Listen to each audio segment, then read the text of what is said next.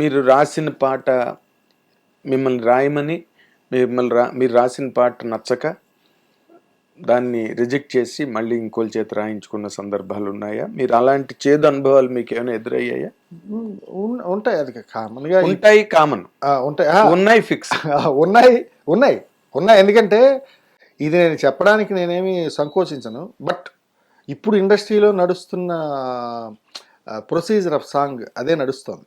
దాన్ని ఇప్పుడు ఒక 2-3 రైటర్లు రాయడం అన్నది జరుగుతుంది. ఖచ్చితంగా ది బెస్ట్ అనేది అవుట్పుట్ తీసుకుంటున్నారు. అదైతే 100% జరుగుతుంది. అండ్ ఆఫ్ కోర్స్ వాళ్ళు డైరెక్ట్ ఏదైనా captain of the ship director ఆయనకి నచ్చాలి అన్నది ఇది. ఇంతకుముందు ఆ వెసులుబాటు ఉండి లేదేమో, ఇప్పుడు అది చాలా విరివిగా ఉంది. అందరూ రాయడం, పళ్ళు ఒకరిది, చరణం ఒకరిది, అలా పెట్టరు. మళ్ళీ చరణంలో మీద 2 లైన్లు, ఒకరు కింద 2 లైన్లు అలా పెట్టరు.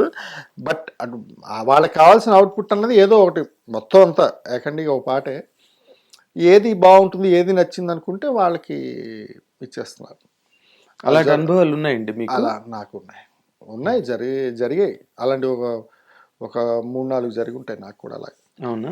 ఎక్కువ అంతెందుకు, మన బుచ్చి గారే, మన బుచ్చిబాబు గారి పాటకు ఉప్పెనికి నేను రాశాను. అది అంటే అంతా ఓకే అయిపోయింది పాట. ఇక్కడ మన బుచ్చి గారికి అయింది, మన సుకుమార్ గారు విన్నారు, ఓకే అన్నారు, మన మైత్రి రవి గారు విన్నారు, ఓకే అన్నారు, అంతా ఓకే అయింది. అక్కడేదో సంథింగ్ మన మ్యూజిక్ డైరెక్టర్ గారి దగ్గర లేదు, వేరే వాళ్ళు ఆల్రెడీ రాస్తున్నారు, నేను ఒకటి ఓకే చేశాను ఏదో చెప్పారు, సంథింగ్ అలా పోయింది ఆ పాట.